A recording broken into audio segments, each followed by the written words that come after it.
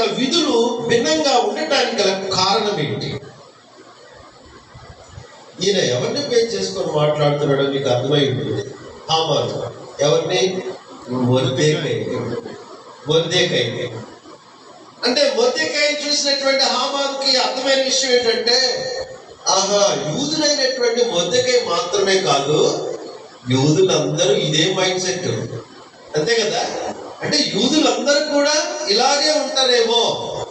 So కాబట్టి ఏంటంటే ఇక ఆయన ఫిక్స్ అయిపోయాడు, నాకు మొర్దెకై ఒక్కడే శత్రువు కాదు, యూదులందరూ శత్రువులే అని చెప్పేసి శత్రువులుగా భావించుకొని ఇప్పుడు ఒక్క మొర్దెకైని బట్టి యూదులందరినీ నాశనం చేయాలని హామాను కంకణం కట్టుకున్నాడు.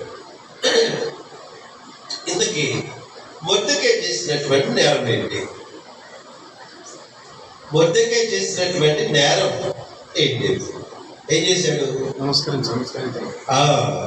ఎస్తేరు గ్రంథము 3వ అధ్యాయంలో,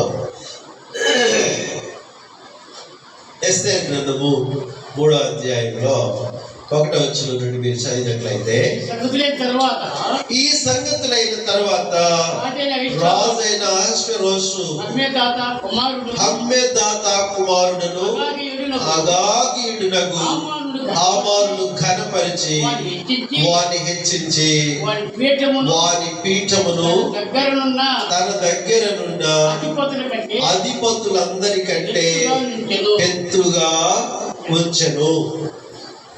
కాబట్టి రాజు గుమ్మముననున్న రాజ సేవకులందరూ రాజాజ్ఞానుసారముగా మోకాళ్ళుని హామానుకు నమస్కరించారట.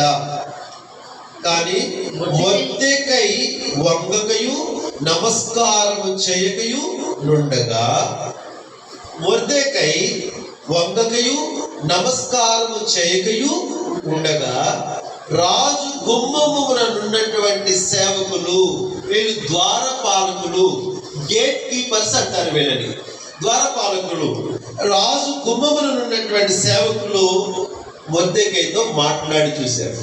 ఏమన్నారంటే, నీవు రాజాజ్ఞను ఎందుకు మీరుచున్నావని మొర్దెకైని అడిగారట.